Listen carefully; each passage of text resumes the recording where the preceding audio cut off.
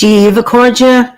Hello, everybody. Good evening, good afternoon, good morning, or if you're watching a recording of this Fireside Chat. This is Fireside Chat 104, where I'm in conversation with a member of the Order of Bards, Ovates and Druids. As is customary now, I will just start off with a prayer for peace. Gamara Shiakon of Fundakrinya, Gamara Shiakon in our Jaili, agus in our Jirha, Gunairi Lin our Kujgarmaka, Gamij Buikas Jiv, Jehakivdaka, is Spirit Kvdaka. May peace prevail on earth. May peace prevail in our homes and in our countries. May our missions be accomplished. We thank you, guardian spirits and guardian deities. As the fever of day calms towards twilight, may all that is strained in us come to ease. We pray for all who suffered violence today. May an unexpected serenity surprise them. For all those who risk their lives each day for peace, may their hearts glimpse providence at the heart of history. That those who make riches from violence and war might hear in their dreams the cries of the lost. That we might see through our fear of each other a new vision to heal our fatal attraction to aggression. That those who enjoy the privilege of peace might not forget their tormented brothers and sisters. That the wolf might lie down with the lamb, that our swords be beaten into plowshares, and no harm or hurt be done anywhere along the Holy Mountain, with thanks to John O'Donoghue. So let me see where you're from. Washington, Crouch End, South London, chilly South London. It's chilly in Kilkenny here as well. Northern Arapaho, Eastern Shoshone Territory, Wyoming, lovely. West Cornwall, that's Penzance, lovely. West Virginia, lovely to see you all. You're so welcome. Portugal, lovely. Cold but sunny London, lovely. Kinsale, County Cork, that's lovely. Belgium, New York again. The Ardennes, Wexford, chilly Wexford indeed. Chilly in Kilkenny as well. North Carolina, Ballina-Killaloe on the Tip-Clare border. California, wonderful. Somerset, Fife, great. Elmer's End, hi Ricky, lovely to see you. Northamptonshire. Great. So we are going to Northamptonshire this evening to, let me introduce my guest, Clinton Byrne. Clinton, you are so welcome. Hi. Thank you very much. So we have Sue here from Northamptonshire. So tell us a little bit. Tell us a little bit about where you live. Okay. So I live in Wellingborough, which is just down the road from Northampton, really. It's a bit of a weird place. It's the Nen Valley, which is always interesting because everybody seems to get the different weather and all the extremes, and it kind of just flies over the top of us and misses us completely. So, yeah. With regards to landscape, we're it's to be fair, Northamptonshire is. I always listen to these fireside chats, and I think they're really lovely. And people describe these marvelous landscapes surrounded by all these wonderful trees and fields and wonderful things. And I sit there and I think, it's Northampton. Like, there's not a great deal of we're not blessed generally with these fantastical ruins and fantastical stories. You have to kind of go looking for them, and the ones that we do find are generally more modern and more nowadays than what you might find in say Wales or very much down south or further up north. However, with that said, I don't live far from a place that's quite dear to my heart called Stanwick, and there's some lakes there that have revealed themselves and revealed some really interesting stuff lately, which has been quite nice. So just what is Stanwick? So Stanwick is just a tiny little village, but there used to be gravel pits there. I remember growing up and seeing them being dug out, and it's now been converted into lakes. Okay. It's run by Rockingham Forest. However, not until recently I've been involved with some rituals there and some excavations where they've uncovered barrows. So Yeah. recent interactions with the guys at Stannick Lakes have shown me that there were 12 barrows, a ritual platform, and a henge. And I'm like, I grew up here. That was never a thing, never Mm. ever a thing. So it's not until recently that they've, had people in to do the excavations and such. That stuff that was dug up in the gravel pits has, actually come to light, and they've now got a little museum section there, and they're kind of reclaiming the history to make it a bit more of a part of the landscape. So it's quite exciting. It's really cool stuff. It's interesting, when you were saying, oh, well, it's only Northamptonshire, nothing's there. And it's like, that's what you think. And to be able Yeah. to find it. Gabriella says, I think Clinton lives in a magical place and doesn't want to describe it as not to break the magic. Bless you, Gabriella. Maybe that's Keeping true. it all to But, myself, I'm greedy. it's amazing what you can see or what emerges at the right time. Yeah. To be fair, where I am presently, where we bought my house, is in Wellingborough, and Wellingborough is not inherently magical. Of course, Northamptonshire, to be fair, generally only gets in the news or gets talked about because it gets quite a bad rap. However, with regards to druidry, which is like a massive part of what I do, to be fair, if I walk down the road, I'm surrounded by hazel trees. If I walk further the other way, I'm surrounded by birch trees. And, I've got the most amazing oak tree that is growing out the back of my office building. And so actually it's not about the bigger picture of the place. Actually, I think the magic can be found better, and the spiritual aspects can be found when you look at the smaller details. It strikes me, because you were talking, nothing happened because there are no big megalithic tombs or whatever. For me, I'm a tree person. So if we go to Tara, for example, which is a World Heritage Site, the place I like is the sloping trenches where all the trees are. That's where the magic is for me. So, I mean, the idea that you have hazel on one side of you and then birch on the other, and then a special oak tree, that's magic. Yeah. And there's comments here that they're agreeing with that there's magic. Yeah. It's crazy because just where I work, for example, I work for the Salvation Army. I work for the trading company, which is the trading arm of the charity. And so at my interview, which was like 7 years ago, they said, do you have any problem working for a Christian organization? I was like, well, if they don't have a problem with me, I won't have a problem with them. So let's just leave it at that. And it's kind of worked really well because I'm a little bit bolshy and I kind of say how it is, which has served me well so far. But I got to where I am now and got the job at head office, and I was like, oh, there's a bit at the back with a picnic bench. I was like, oh, I'm going to go sit there. And I was sat there and I was like, there's ivy, there's this, there's that, there's giant daisies, there's an oak tree. I was like, how have I missed this? How is it that even in like the back of the car park at the Salvation Army, I've still got all this druidry around me, all this magic, all this nature, all this stuff that these guys have no idea that I'm round the back going, oh, and and having the time of my life in my lunch break, and people's having cigarettes around the corner going, what the blooming heck is he doing? It's brilliant. And it's just lovely, if you can connect with a tree, and they are mostly everywhere. Certainly in these islands. Yeah. Certainly in these islands. And to spot that magic in amongst concrete and Tormacadam and trucks and cars, it's just lovely to have that, because that's that lifeline, that little bit of magic that is there to be seen and noticed and engaged with if you open your eyes. It's beautiful. Definitely. It was a definite resonance because I've got a bit of a history with the church from past, so to work for a Christian organisation was quite difficult. Hmm.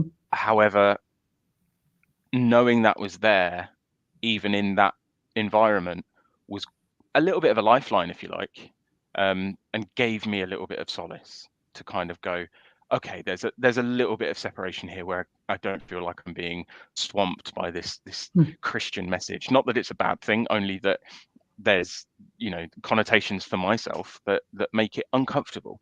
So it gave me a little bit of a buffer and Hmm. allowed me to remain comfortable in that environment, and it's helped no end. Really has. Oh, beautiful. Taimi, who's in Finland, says magic reveals itself to those who it deems fit or ready for it. Well, that's nice. Mm. That's very nice. That makes me feel much better about myself. And Carmen, I think she's in Spain. You're lucky to have Hazel and Birch so near you. Because it's a lot of our members aren't in environments that have, say, the trees that we would know, that we talk about, the ohm trees and all of that. So, No, of course. yeah. So, you said to me when we were chatting that you have your work, your life involves your work and druidry. Is that it? So, I'm interested in what That's pretty much maybe it. a little bit more. Uh, what brought you to druidry, or how did you find it?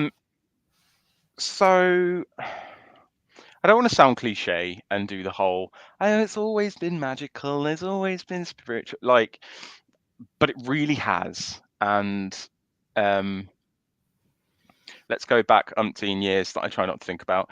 And as a kid, growing up in a Christian family, I was surrounded by spirits Mm-hmm. and always engaged, always saw them, always had them floating about doing all sorts of things, and actually found it quite frightening. Um, it was quite interesting. I mentioned earlier that my mother is back in the country, and I saw her not too long ago, and she even turned around to me and said, "Do you still see those shadow creatures?" And I was like, "Oh God, yeah, like all the time, all the time." And she was like, "Okay, just checking." So it was a trend through my whole life that Okay. these things were all about. And of course, being in a religion that told me to ignore them was quite difficult. So I got to being an adolescent and kind of thought, no, I need something else. So stepped into witchcraft and started embracing this idea and started learning. And I'm definitely an advocate for learning. It's what I do. I do learning and development. It's all I ever do is Mm-hmm. read and research. So I researched all sorts of things. Get me to 2021, and I think to myself, I've researched all these things and I've done witchcraft and Wicca, and like every time I do a circle casting I have to rewrite it. And I was like, I really could do with a foundation. And I Okay. thought to myself, okay, so I need a foundation that reacts to the things that I like and the things I get on with and the things that are there all the time. So I looked at animism and shamanism and I was like, yeah, but I'm not a shaman because that makes me feel uncomfortable because that's someone else's. That belongs somewhere to something. And that's not fair because that's not here. So I looked a bit further and found druidry and I was like, oh, okay, well, that looks interesting. Found druidry.org and I was like, okay, that looks even more interesting. And then found out there was a course and I was like, oh, great, skin, brilliant. I'll have a little look. I got a tax rebate that same weekend for the exact amount that the course cost. And I was like, A sign. okay, if I ignore this, I'm an idiot. Mm-hmm. So I was like, I'm not going to ignore it. I'm going to spend a lot. My other half at the time was like, we could use that for something. And I was like, I've already used it for something. Shut up. It's mine. Go away. So I took the course. I did the Bardic course and I've never looked back. I've never looked back. I've of course, advocate for learning, so it was never enough. So I Mm-hmm. was just like, right, I'll do the Bardic course. I finished the Bardic course. I did the Ovate course, became a member of a Grove, got to meet my other half now through that. Incredibly spoilt by that whole thing because we just studied anything and everything we could find. He was much the same at the time. And we researched everything from druidry to Wicca, from Wicca to Thelema, from Thelema to Golden Dawn to voodoo and hoodoo, and we just went mad with it. And I kind of took the initiative at one point when I thought I'm becoming a jack of all trades and a master of none, to really knuckle down and focus. And this was just after I'd started the Ovate grade, and I thought, do you know what? I'm going to look at other things as well and where Obod came from. So looked at the ADO, looked at the way that Obod grew from one thing and developed from other things, and how the history of druidry in the modern world has been influenced by so many changes through the decades. One of the fun things to find out was, sorry, I'm cross-legged on a bed and it's uncomfortable. One of the interesting things to find out was that one of the first orders of the ADO, when it dissolved, they became more like druid friendship societies. And they became things that you join, and you just put a bit of money in every month, and it would look after you, a bit like the Freemasons, but no ritual or anything like that. And then my great grandmother passed away, and I found one of their organizers from 1970, and I was like, that's a bit weird. So Okay. there's been lots of synchronicity and lots of stuff. I'm now a member of Andriach Fein, which I've probably butchered because I can't speak any other Or language New but York English. Spain. That's it. There's a name before the ADF, D. as it's called. Yeah. Yeah. And a member of the Druid Network, and I network with OBOD, ADF, and the Druid Network, and I think because they're so active that there's so much to learn from all those places and all those people and all those communities. Because I remember being at a summer gathering once and somebody saying, ask 12 druids what druidry is, you'll get 13 answers. That's right. And I love it because I'll get 13 answers from OBOD and I'll get 13 different answers from ADF. And again, the same for the Druid Network. And it's so important to me to get this diversity. Diversity is such a huge strength. However, there's such a focus on at least one thing, and that's the power of nature and the belief in magic. And it's paramount, absolutely paramount. So yeah, druidry has become a rather important and staple part of my life and what I do. It's beautiful. Yeah. And you're I know you're a bard, I know you're a storyteller. Where do you get your Aban or your Imas from for your stories? Because we know I'm going to I just let everyone know he's going to tell us a story. Yeah. So where does that come from? I have a little bit of a theory about stories. Go on, share it. That, and it may be a theory that other people have heard. So I have a friend who also writes stories. She's an author on Amazon. She's self-published. She's amazing. Okay. And we were having this discussion not too long ago that we don't imagine our stories from nothing. We don't Yeah. get these characters from nowhere. When we're not paying attention, they're there whispering in our ear and going, please tell my story for me.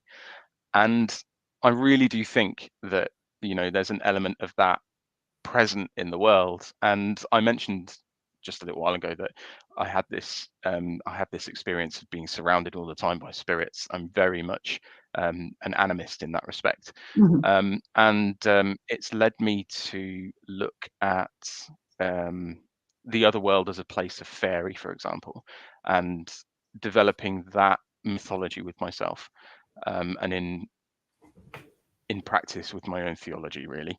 And that's where I think it comes from. I Mhm. think we're gifted sovereignty and given this opportunity to be ourselves and manifest as we see fit.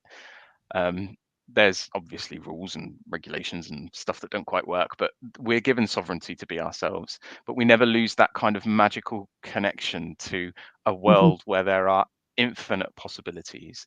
And that's where the Arwen comes from. That's where our little bit of inspiration, and sometimes, just sometimes, they create fully formed ideas because it's linked to something either we already knew or something that keeps telling us just here, that never stops until we've written it down and you've told its story, and then it'll bugger off and leave you alone.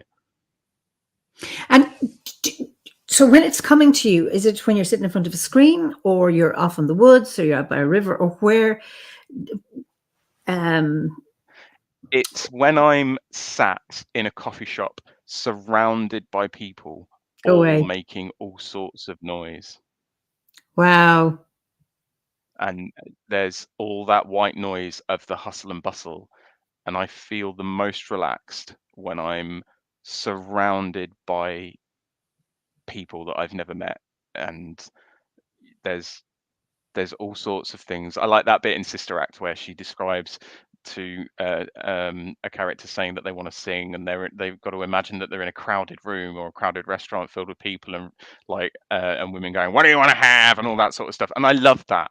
I love that because it gives me that clarity of thought whereby they take away through their interactions the monkey chatter of my brain, and I can just focus and tune my thoughts down to a single set of instructions, and I just go, that's nice. I just Wow. keep going until it's finished, and then I read it and I go, that, or I go, that's lovely, and I just make my decision based on that. That is fascinating, because I could not work in that. I'm in the woods, and that's where mine comes to me, and then I can play with it, or I'm dreaming it, and I'm too tired to wake up and write it down or record it.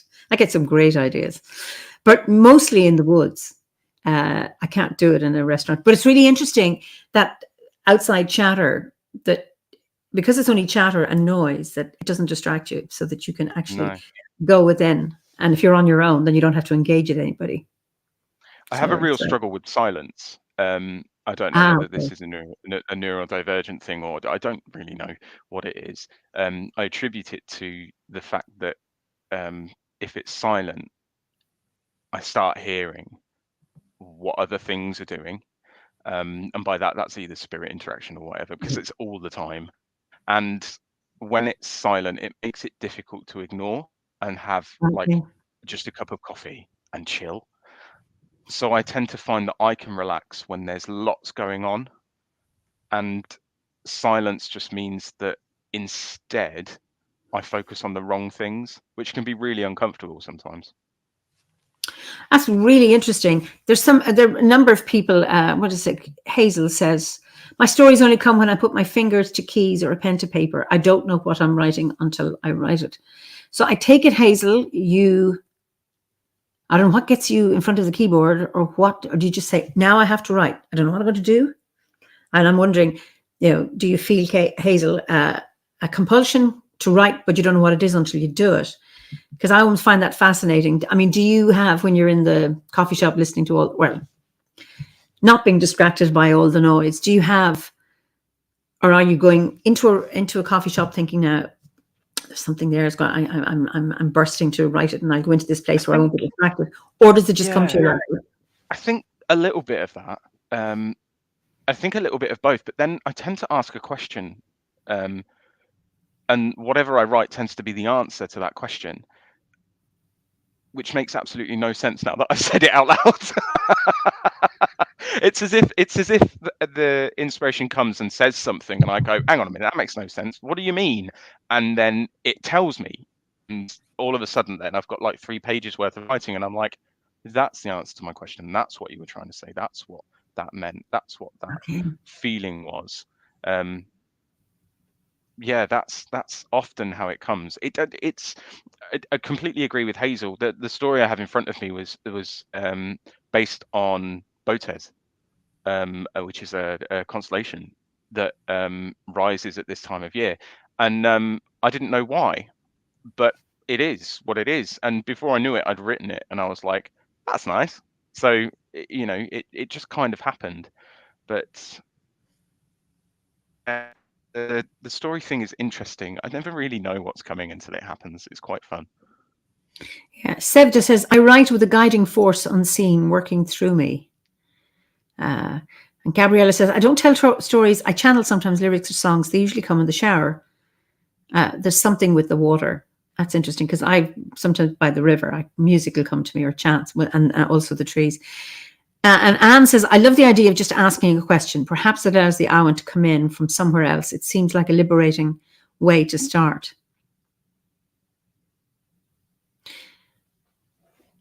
It's all fascinating how we all have completely different, again, 12 druids, 13 answers, and no one's creative process is the same. I tried to explain this to somebody a long time ago. They were talking about we're having a conversation. I was having a conversation with my other half about faith in Catholicism, and I said, "That's all right. It's like Arwen," and he went, "No, it's different." And I went, "Yeah, it's different, but then it's exactly the Both same answers were right. because it's different." And he went, "No." I went, "Yes, it is." And he went, "What do you mean?" And I went, "You have one thing that is sung at mass every time." And he went, "What's that?" And I went, "The mystery of faith." And he went, "Oh, okay, I get it." I went, "One person's Arwen is another person's confusion, the same as one person's faith is another person's, I have no idea what that means." And they present themselves in much the same way. Your Arwen might bore the hell out of me, and my Arwen might confuse you. However, what we get from them might be mutually acceptable, and that's how it works. That's really interesting. Freda says, my stories are usually drawn out by being with others who face a dilemma or ask a question. Other times it is when I'm doing a task alone, but I'm thinking of others. I do not feel they are from me, but from some other force that is teaching us both. That's cool. That's cool. There's lots to learn from lessons. Not lessons, stories. Lots to learn from lessons, folks. Having a moment. Dear me.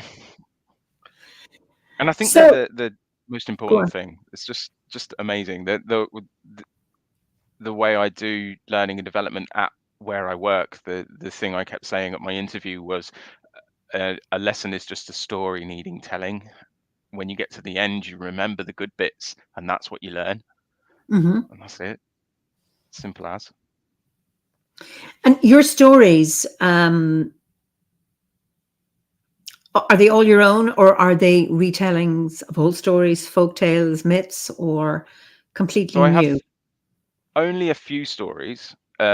Most of what I've ever written has either been in the form of a talk or as a workshop, or it's been in the form of a poem.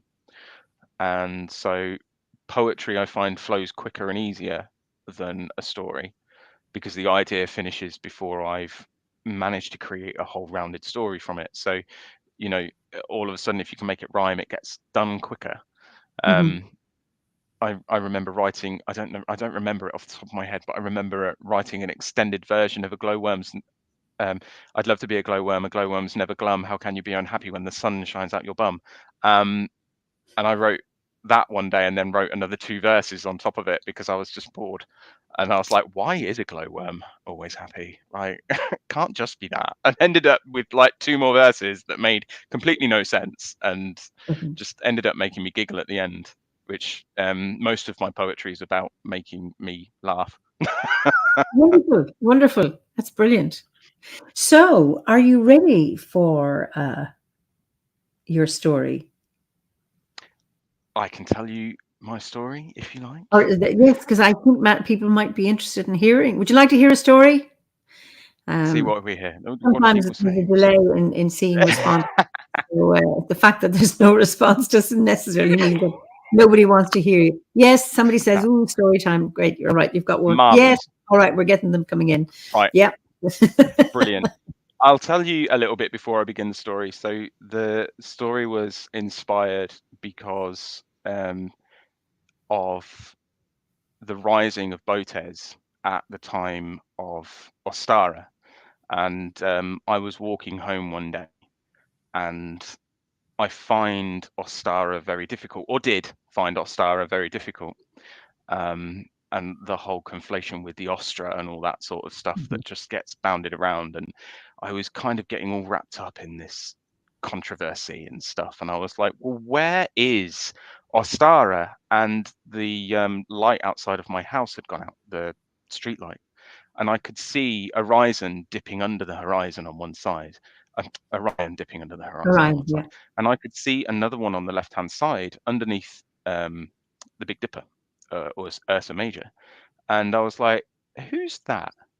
I don't know why I answered who's that, but it came to mind, who's that? And so this story kind of came to me as the story of Botes and how the journey from below the horizon into the sky was synonymous with the journey of the Oak King traveling back from the other world to be part of the world again. So that's where the story came from, and this is it. So it was upon a cold day that the Oak King awoke. It was still early in his reign, and in the night the Holly King had abandoned the courts of the underworld to recover his strength, leaving only the lingering presence of winter cold in his wake. The Oak King was greeted by the stirring of the immortal spirits, the heralds of the goddess. He could hear the ringing of the snowdrop and the singing of the crocus. He could feel the rising of the sap and the beating heart of his lady.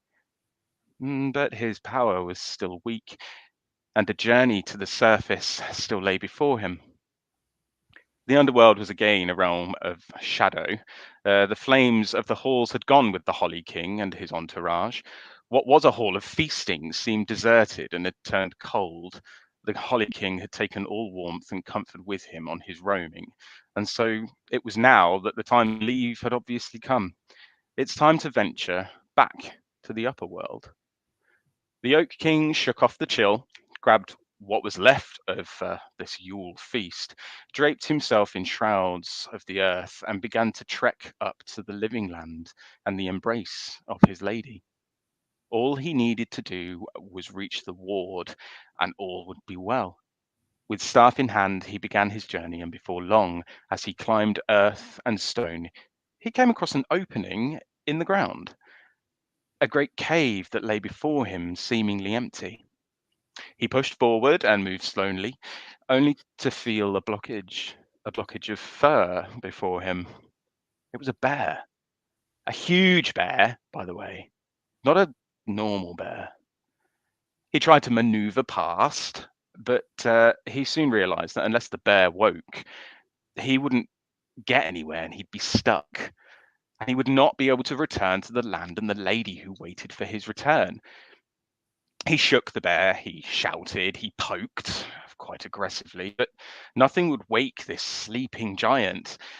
At last, the king realized that the bear was in a dream, a, but a dream, a dream of things to come that hadn't come, that might not come. And it was keeping the bear trapped. If he didn't wake soon, he would never wake from this dream, and many others would pay that cost too. The Oak King turned to his suppliers and pulled forth the only thing he thought he had really, which was his hunting horn. The wild hunt was far from ready, and, it was over, long gone. But there was nothing else to rouse the spirits better than its magic. He blasted the horn, and suddenly the bear's spirit returned from the dreaming. He may have been sluggish and confused, but the king greeted the wise old spirit as a friend, shared food with him, and explained why, before you eat me, I woke you up. Indeed, it was like they had known each other for an age, and they spoke for a time about the journey of the stars and the deep powers of the land they had been so long beneath. However, the journey wasn't over, and the king once again needed to move forward. The bear, grateful for being woken from the dream, accompanied the king on his journey and moved aside to make way. Past stone and soil they moved until they came upon the roots of the oldest and wisest of trees. So tangled and tight were their weaves that it was hard to pass through, and slowly they realized They were surely getting lost. After long, they found a place to rest and gather their thoughts, so that they might find their way once more. Looking up from their rest, they saw nothing but roots, winding patterns that made no sense. But in one corner, there seemed a small creature, just a ball, really, a ball of spikes, and occasionally it would bleep or chirp. It didn't take long for the bear to lose his composure, and as the noise threatened his last nerve, the king offered to investigate. As he got closer to the ball of spikes, expanding and shrinking slowly, it became, well, it was a hedgehog. It was in a slumber. It was trapped. It was in dreams like the bear. So the Oak King took again his hunting horn and blew a note to awaken the little beast. Not too loud, but just enough. With a start, the hedgehog woke and saw the king and bear looking down on him. The little hog was about to run for it when the king pleaded with this noble creature, offered him food, and explained that they were lost, tangled in these roots where the hedgehog lay. The little beast was relieved and, of course, offered to help.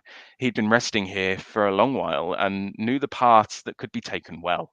He offered to guide the king and the bear to the surface as thanks for waking him and, well, kind of stopping the bear from squishing him.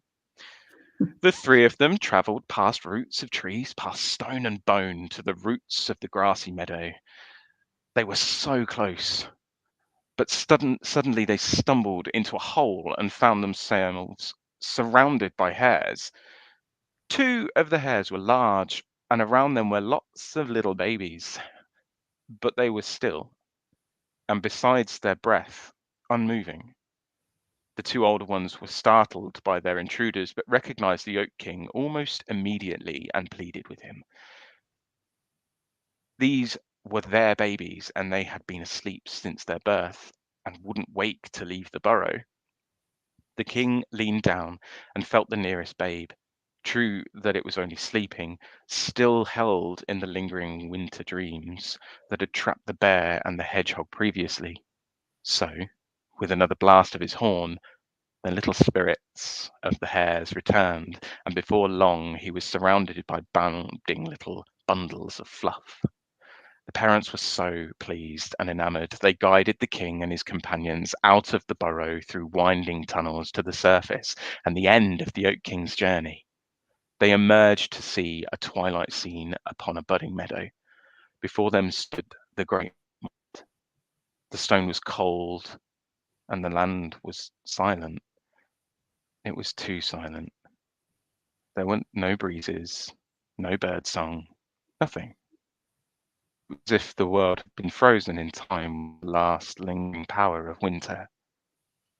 The sunrise should have been imminent, but the last spell of the Holly King needed to be blown away.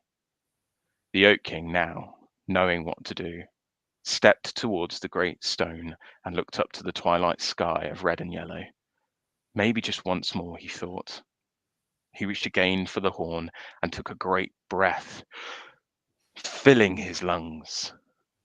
Placed the horn to his lips and blew one final time, a great blast that sounded and resounded in the stone down into the land, making the very ground vibrate. The trees rustled and the sky even seemed to tremble under its wake. Then, with the brightest flash, the sun peaked over the horizon. Thousands of birds took to the air in a great murmur, creating beautiful shapes as they gathered. The moment had arrived. He'd made it. He had completed his journey, and the dawn of alarm, of balance had come. In the distance, the Oak King looked, and within the sun's light, surrounded by open blooms, he could make out one vibrant vision of his lady, waiting. The journey, his journey, from the underworld had ended, and now the journey of the summer court had begun. There we go. That was wonderful. Absolutely wonderful. Beautiful, beautiful. I'm glad you enjoyed it. Wow. Have you any of your stories published, or do you? No, no. I tend to write them. I've written a couple of stories, but they tend to be for talks and workshops just to back up Okay. the ideas. So this was done for a talk that I did at Pagan Tribal Gathering during the COVID years. They couldn't meet up and their event got cancelled, so they had it online. And I presented a talk on Ostara, Mhm. but I reimagined it and thought I'm not going to get tied up in all that stuff. And it was with that idea that I had to do this presentation that I was just like, I don't know how. And I think that's the question that needed answering, is I didn't know how. And I have a great affinity for the Oak and Holly King. Um, and I was like, well, it, how does he get back? No one ever talks about how he gets back. Yeah. You know, there's this whole thing, and you know, all of a sudden he's reborn.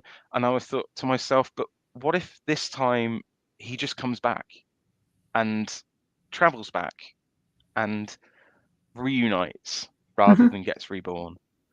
And I thought, why not? We'll write that story instead. And so I did, and that's what came up. Emrys says this is Emrys Macdara. It's always great to listen to you, Clinty. Just like wait a sec, just there are lots of comments. Just like today, a great conversation. Michelle Alou she's in Ireland here. Such a wonderful story. I love the style in which you tell the tale, and you have a great voice for storytelling, which you do. Thank you very much. OMG, that was fabulous. Lovely. Nana wants to know, do you have a blog for your stories? I don't have a blog. I do a podcast, but I don't have a blog. No. We're going to come to that. Just We'll come to lovely. that. Yes, please do so. A beautiful story. Maybe you can publish it somewhere so we can continue to tell it, please. This is from Timey. So brilliant. That was absolutely lovely. Absolutely lovely. Thank you. So yeah, and you have a lovely voice for telling. So Thank you very much. It's what is it? Ricky says it's like listening to Clinty Nori. Clinty Nori. You know, what's the story, Clinty Nori? Like it. I like that. Oh, it's brilliant. And then Gabrielle says, is Clinton against sharing his stories with the online world? So there's some questions here for you to answer at some point. So not massively, and actually I am looking at compiling everything that I've written over the years and maybe getting it published. So it is probably a project I'm going to start this year. I've been talking to all my friends, and everybody I know is publishing books, and I'm getting jealous, so I might do it myself. And just yeah, I'm not quite academic enough like all my friends to do a book about magic and stuff, but I can certainly write a good story and can definitely tell a magical tale. So I think I might turn my hand to that instead. I mean, that speaks to my heart. I'm a teller as well, and it's just there's so much richness to be had in stories. Yeah, I think they have a way of touching us and reaching people in a way that other prose doesn't. You know, so I think it's. Yeah. Ricky says that's just Jackanory with a pagan twist. Definitely. And Gabrielle said it deserves to be shared. Born storyteller, says Wolf Spirit Echo. Thank you. Audiobook alongside, please. Yeah, and I think audiobooks are great. I've discovered them. I've learned not that even if I get distracted, I know how to play back. You know, you can go back 30 seconds or whatever. Yeah. I find audiobooks are brilliant as well. So, just wonderful. So, this, I think, brings us on nicely to your podcast. And please share with our viewers the title of your podcast.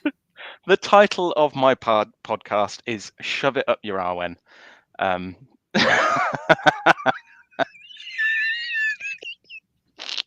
I love sharing it because you only get two reactions. You either get people go, or you get people go, oh, love it. So I think we've only had, I've got cramp now. I think we've only had a couple of negative reactions, and they've generally been from people online who, you know, have seen the title but never listened. And if you listen, it makes more sense then. So yeah, where did the Arwen come for that title? For that, okay, so that where did the promotion of Arwen Arwen? come from? So I do it with a really, really good friend of mine called Lyndon. He's absolutely amazing. And we kind of really started talking during the lockdown, the first lockdown. We needed something to do, and I was like, I need to do something. I need to do something that isn't just sitting here playing stupid video games that I've played a million times or watching crap on Netflix. I need to do something. And he was just like, well, I've been yoga. So in the mornings we do like half an hour of yoga. Can you repeat that? There was a blip there. Oh, sorry. So what did I say? During lockdown, yeah, we needed something to do. Me and my friend Lyndon needed something to do, and he was doing yoga.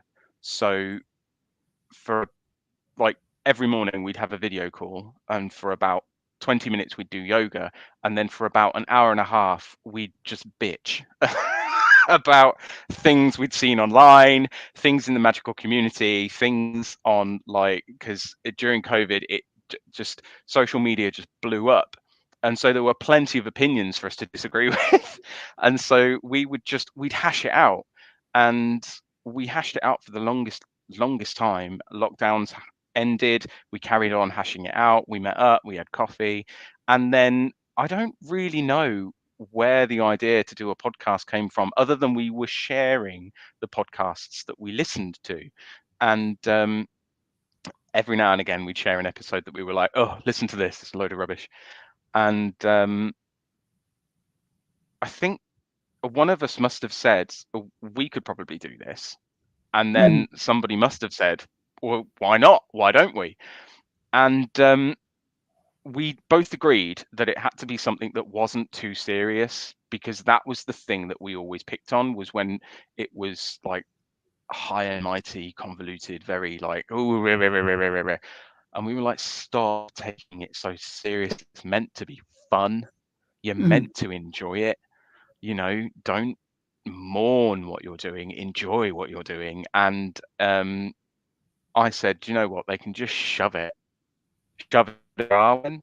And it might have been me, it might have been him that said it, but we both, if anybody's listened to the podcast, we literally, I think one of the episodes I sound like I'm having an asthma attack for half of it, because all I do is go and laugh, and I can't, and that's what we did, and just muttly laughed for about half an hour, and I was like, well, that's the name then.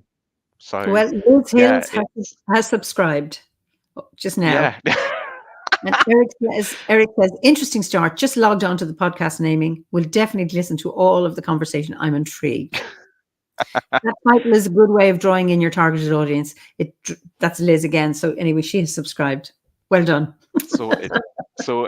Well, thank you very much. Thank you very much, people, for subscribing. We really, really appreciate it. It's been a labor of love as well. It really has been a labor of love, and it's gotten us. I'm still amazed, actually, that people. I saw Sagittarius, which is my star sign, described as Sagittarius's humor is, I tell jokes for me to find funny, y'all are just along for the ride. And I still kind of approach life very much like that. I do the podcast because I enjoy it. Anybody else who loves it, I still get baffled by people who just get so much from it, because I'm just enjoying myself, and I'm really, really grateful, and I'm really glad that people enjoy it. It's just, we're just having a really good time. That's pretty much it. How Fawn is subscribed. Hazel says, I just hit follow on Instagram. I hope that is you. Are you on Instagram? Yeah, we're on Instagram as well. You'll see the Arwen cow. Okay. Who moves at the beginning of every episode.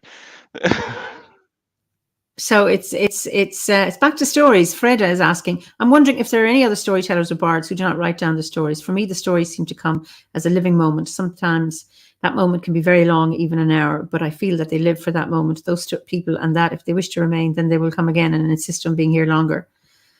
I'm not too sure what that means. I tell my stories, but I also write them down so that I can remember them, because I'm going to the International Storytelling Festival in Marrakesh on Saturday as a teller, and I was thinking, God, I can't remember. And then I went, I remember that story. I remember that story. So it's like songs. So I like to have a record of them. Timey says, so we'll just put in, shove it up your oven.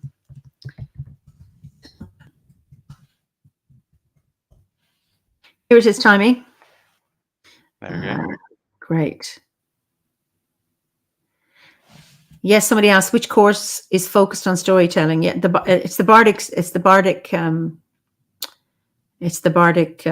Great. It's about that. Okay. Yeah. Lovely. Okay. That was one. So, how often do you produce a podcast? Twice a month. So we do it around about the middle of the month, and then at the crossover. Yeah, and our last. How long are your sessions?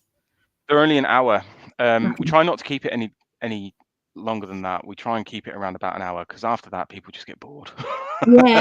and you're only getting about 40 minutes of us actually talking about anything interesting. The rest of the time we're just moaning. So we try and keep it on point. We do try and keep it on point. Our last episode was about initiations, and we always start an episode with a magical moment. So it's like, what's your magical moment been? What's my magical moment been? And it's really interesting, actually, because we did, after we'd done a year of podcasts, we did, so we started the first year with host introductions, where we asked each other 10 questions, which didn't work because we'd written the same 10 questions, not told each other what the questions were. And when we came to ask them, it's like, I'd written that as well. So it didn't really work, but it was a funny episode. We had a laugh. But this recent restart to the season, we did a journey in a year, and how things had changed since that first episode, which was really interesting, because I still describe myself as a druid who practices sorcery, and Lyndon, however, now describes himself as a Catholic charmer. And although he's got quite animistic and spirit working roots in his practice, he's Catholic. And it's so interesting, so interesting, and so important to have that present. I think it gives us a dynamic of conversation that I don't have with other people. It's so much fun. It's so good, and I love him to bits. It's such a laugh. He makes me laugh so much. You call him a Catholic charmer? Oh no, he calls him a Catholic charmer. So in this first episode, what's a Catholic? I come from a Catholic background. I'm curious. What's a Catholic charmer? So he's a Catholic. Yeah.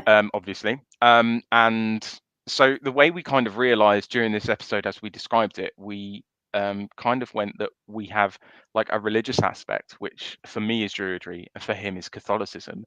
And then we have like a secular magical practice, which for me is sorcery, and for him is the identity of a charmer.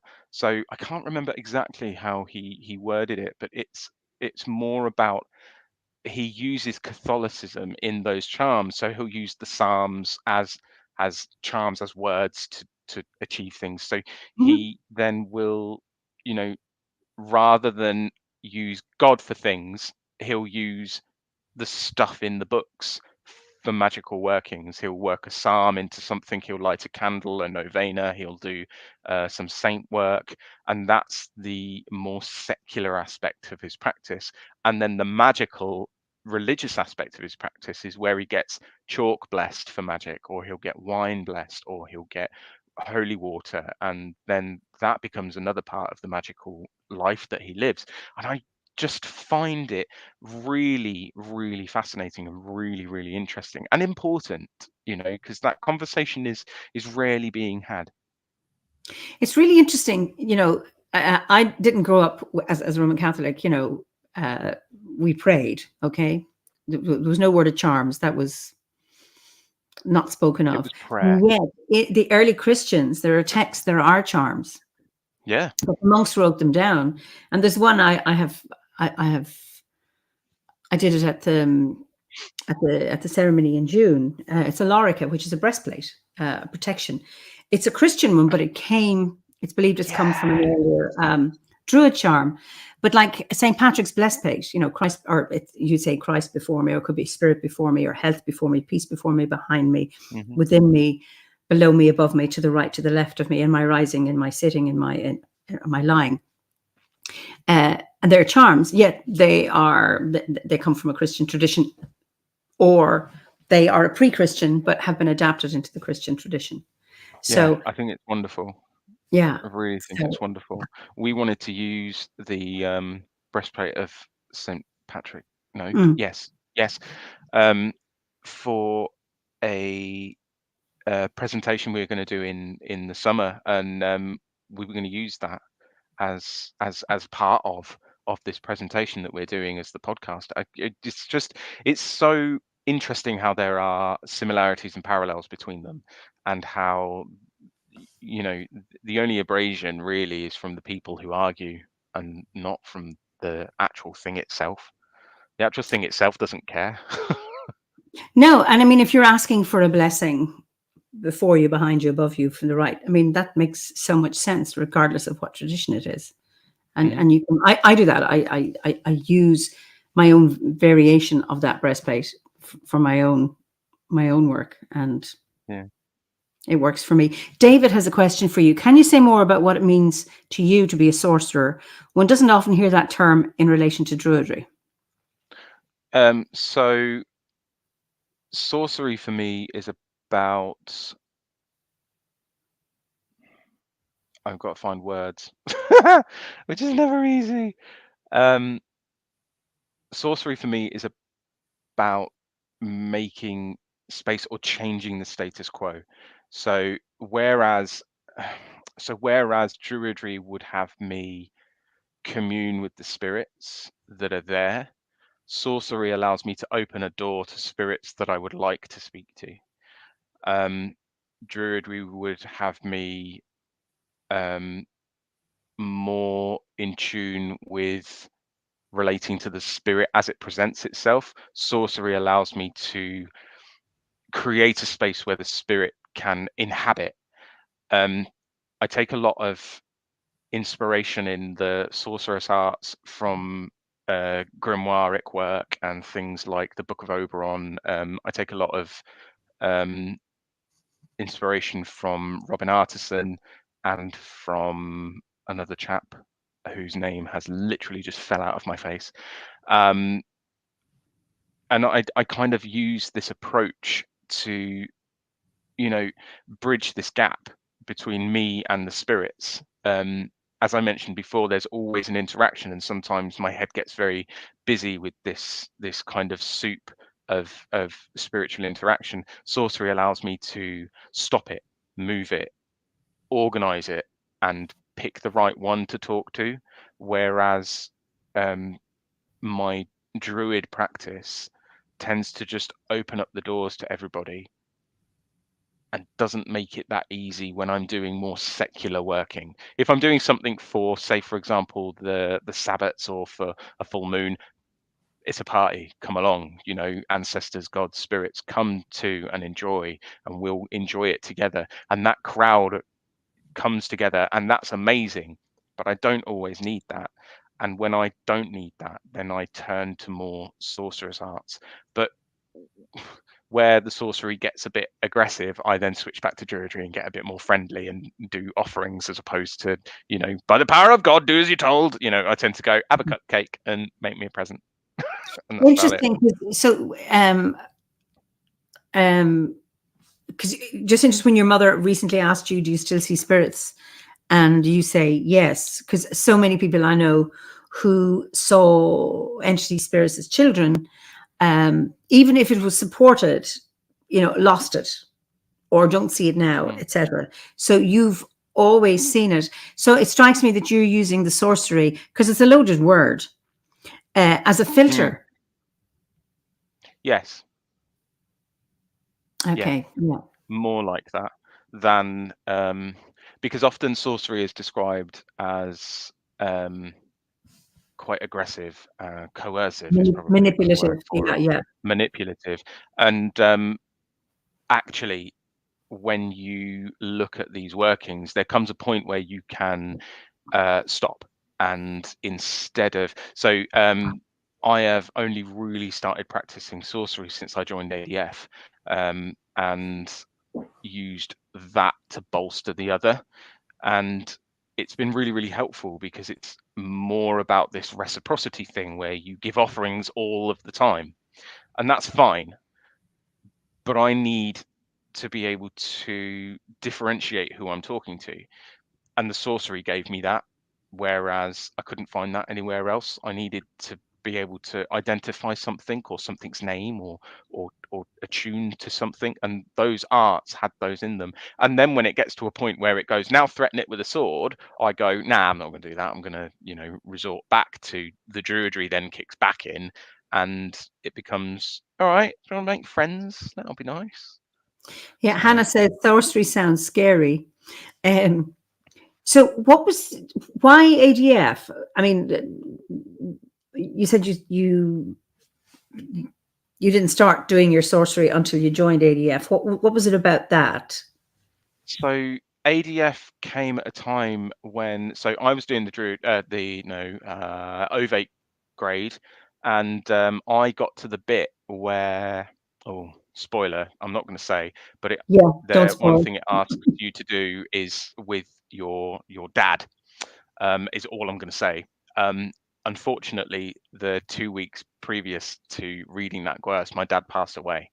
Oh, And the okay. working then started to step into ancestor work.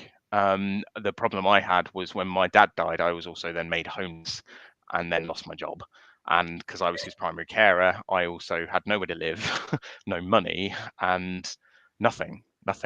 I went from having pretty much everything and studying beauty therapy to become a therapist and go down this route to create a career, to then all of a sudden I couldn't pay the bills to heat the Wow. house that I was in. And I was like, okay, wow. And then trying to engage in these ovate workings when things started to get easier just brought that all back.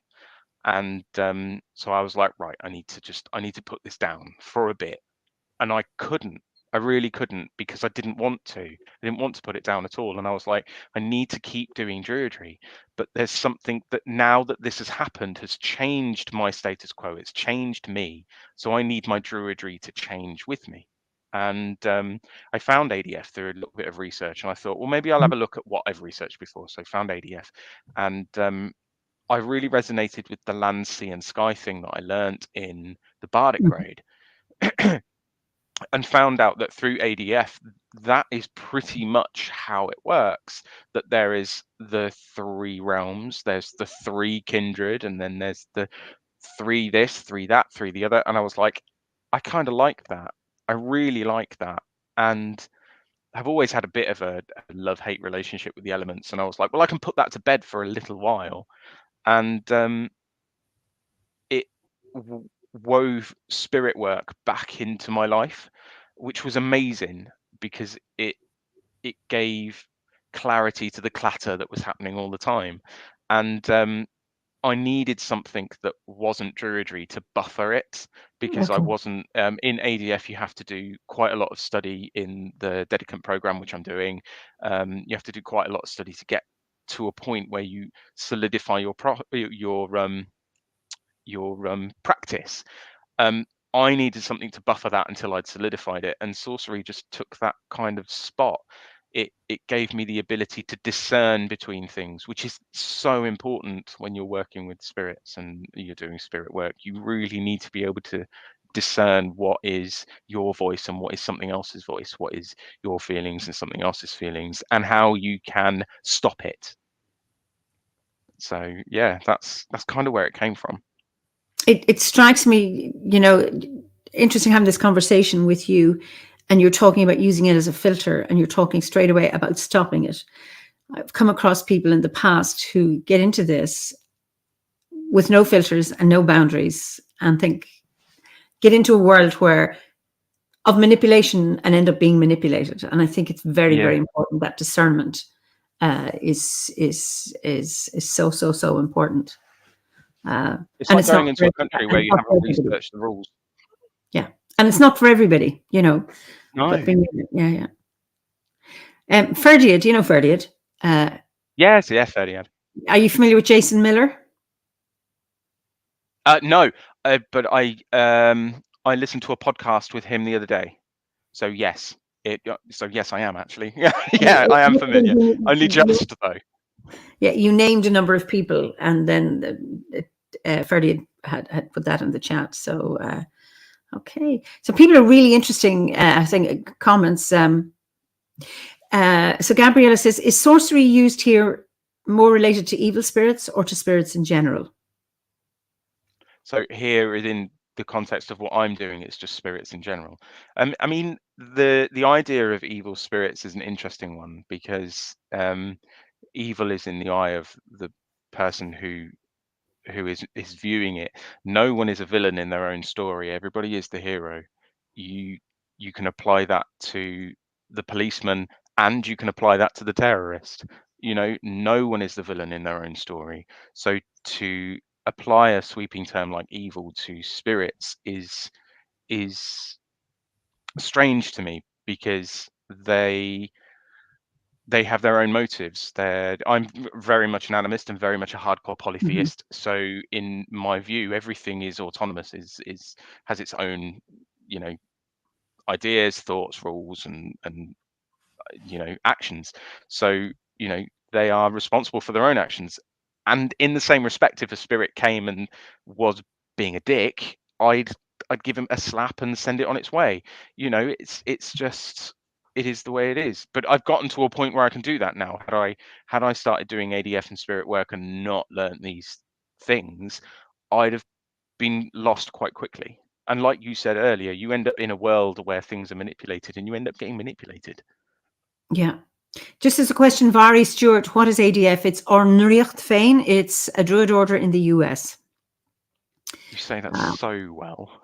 Well, it's Irish, so if I can't Why? say it, that's really bad.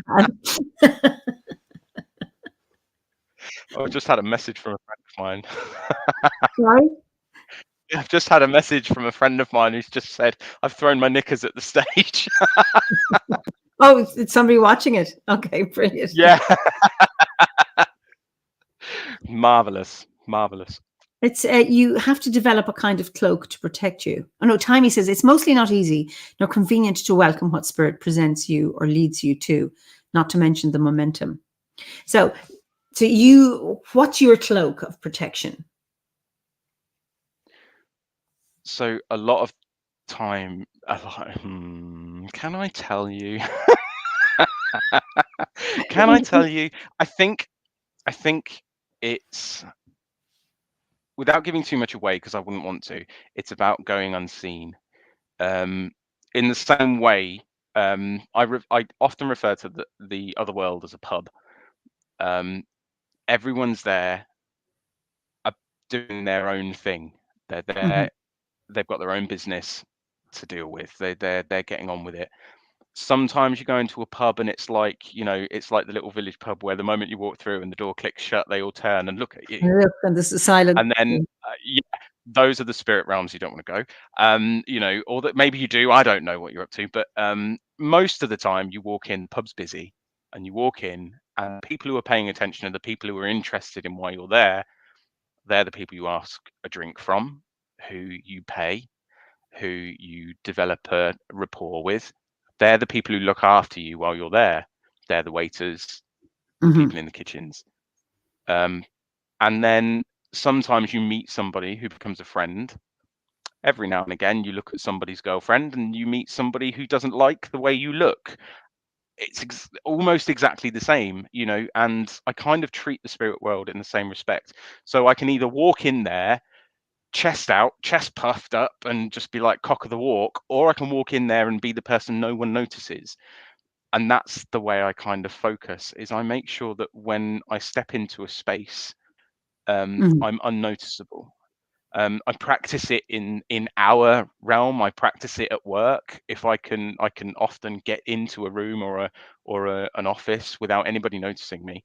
And in the same respect, I can come back 5 minutes later, walk in, and everybody goes, "Oh, yeah, how you doing?" La, la, la, you know, and just you push your energy into the room first, and everybody sees you coming before you get there. It's the same. The way I protect myself is to make myself unnoticeable, almost invisible. Mystery says, when one is touched as a seer, one must learn to deal with the onslaught others may not have to. I really honor what you've accomplished. Thank you. And Hannah, and this is a really important question. I mean, she answers it. Do you have to be in a good place mentally for sorcery? She says, I imagine you do. What would your view be on that? Yes, definitely. From someone who's had potential tragedy hit on multiple occasions, it's sometimes sometimes tragedy works as a binding agent and pulls your focus. Other times it scatters you. And I think only you can ever answer that question. Mm. There have been times when I'm generally one of these people who's like, oh, tragedy, pull your pants up, get on with it. But there have been the rare occasions where something happens and I literally just fall to bits, and it then I'm useless for ages, then absolutely ages. And the very, very thought of doing anything, but then in the same respect, we're talking about sorcery now, those times I go back to druidry. I go to my little tray with my 3 offering bowls, my candle, and that's where I focus, because it has all the things I need to keep me safe. It has all the things I need to keep me focused, and you ask for the right people. So it strikes me amazing. as a psychologist. So druidry for you is like your secure base. So if you look at a Yeah, child who's got a good relationship with its parents, it explores and then it comes back and looks back and checks, yeah, mom and dad are there, and then they go off again and look at something else, and then get a bit wobbly and come back. And that they are safe enough to explore their environment once they have a secure base. And I think it's really, really important. So, you know, if you do any shamanic work or journey work, you start from a place that you know, an entrance, a doorway, a tree, and that's where you come back to. Very, very important to have your secure base. And I think, and to be able to recognize that's where you come back to. Ferdy, it says, good fences make good neighbors. Applies to consorting with spirits too. And Ricky it sounds like protection is hiding in plain sight. Yes. Yeah. It's really, really interesting how you can people often mistake confidence or the appearance of confidence for being genuine confidence. Sometimes you'll find that the people who appear the most gregarious, outgoing, and all the rest of it are so shy, and actually what you're experiencing is the mask that they put up to protect themselves. I remember hearing Christopher Hughes say once that you're a million different people to a million different people, and he also then said that the person you see in the mirror is the only person no one will ever meet, because that's the only time that they ever see each other, or that this face that you wear in your own company is ever put on.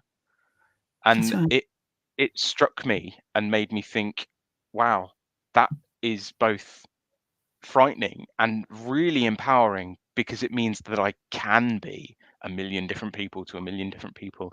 And realistically, if I have a choice in my thoughts, my words, and my deeds, then I have a choice in people's perceptions of me, and by proxy anything, really. Yeah, and I just want to come back to that thing. Do you have to be stable mentally? I think absolutely.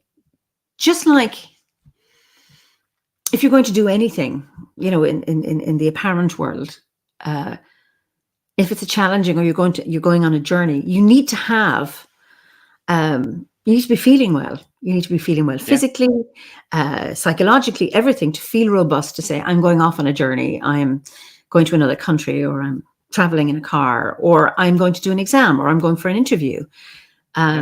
You need to be robust, both physically, spiritually, and mentally.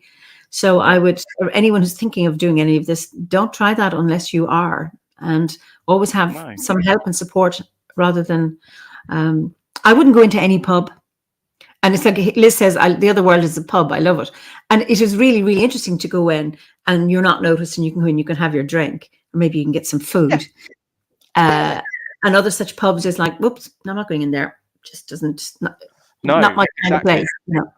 Exactly. And like a lot of the sorcery I do is with regards to the realm of fairy. So it is very much that thing where, you know, there are again stories that tell us, you know, who you don't piss off and who you do talk to and you don't talk to.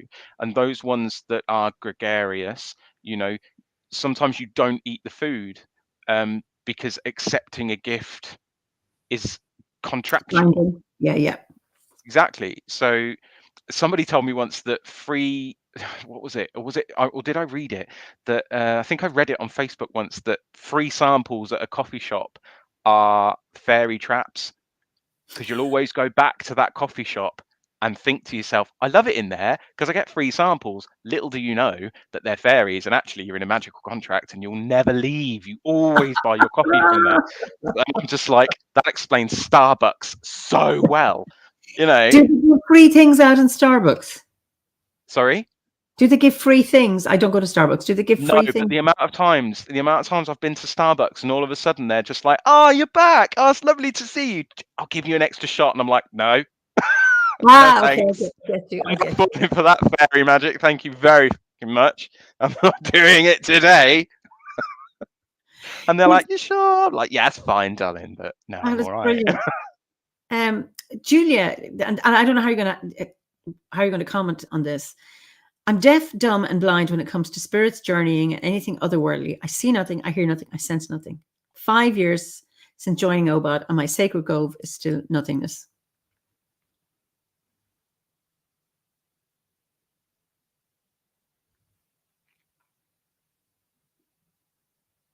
Then maybe it's the real world. It doesn't need to be. I love this because sometimes there's an amazing thought that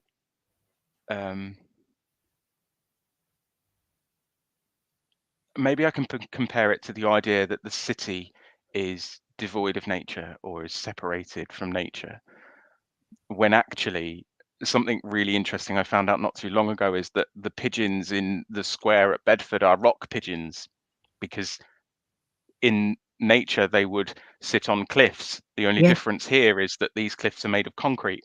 They're exactly the same pigeons sitting on exactly the same thing. You're not separated from nature. It's just that you're not seeing it the way you think you should be.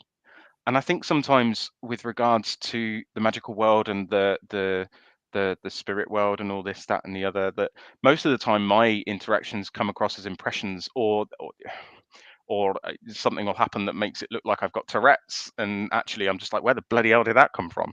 And those are my interactions more often than not. There's not very infrequently is there a huge like mystical journey where like most of the time it's detached and takes me a day or two to process. If you're not experiencing it, you don't have to. You really don't have to. There's as much magic in the weaving of your socks as there is the idea of the fairy queen who gives sovereignty to all being. You look at the way weaving works, it's just amazing. There's just different ways of seeing it. And I think the moment you stop trying to get it is the moment you get it more. I think it's really interesting. I remember doing my shamanic training years ago, and we were in Lough Crew, which is a passage tomb in County Meath, aligned to the equinox sunrise. And we went in there on a journey to go into the earth and meet the earth and the Cailleach. So I'm in there sitting in this beautiful passage tomb, and I go down into the earth and I see nothing. Everything's dark, brown, dull. And I'm going, I can't see anything. I can't see anything. I can't. And I'm going, and then the penny drops. Of course, what you see is what's under the earth. I'm seeing the Yeah. dirt, I'm seeing the stone. And I thought, duh. And the biggest teaching for me was we had to come back with a teaching was finding the profound in the mundane, finding the extraordinary in the ordinary. So, when you're doing any of this kind of training, and if you're in a workshop and you come back and it's like, well, what did you have? Well, I was on top of the pyramids and I met 3 unicorns and I slid down 24 rainbows and the goddess came to me and blah, blah, blah. And I was given a chalice where I'm sepia. And that lesson just has always stuck with me, is finding the magic. Like when you said, Northamptonshire, there's nothing there because there aren't any of the ancient monuments. And then it's like, yes, but you have a row of hazel and you have a row of birch, and then you have, it's like, duh, it's there. And I hope, Julia, what we're trying to unpack here is helpful to you. Yeah, really. That your sacred grove still is not nothingness. Often it's sepia. I see in sepia. Sometimes I had a brilliant dream the other night where I had an eagle flying around me, and then the alarm went off, which is really frustrating. I have to see so vividly. If I'm journeying, I tend to be, it's more sensing, and it's dark. But I just go with it because even though I'm very, very visual, but when I come to journeying, I'm not always visual. So I just wait and I go with it as if. So maybe that might be a help to you, Julia, not to give yourself a hard time.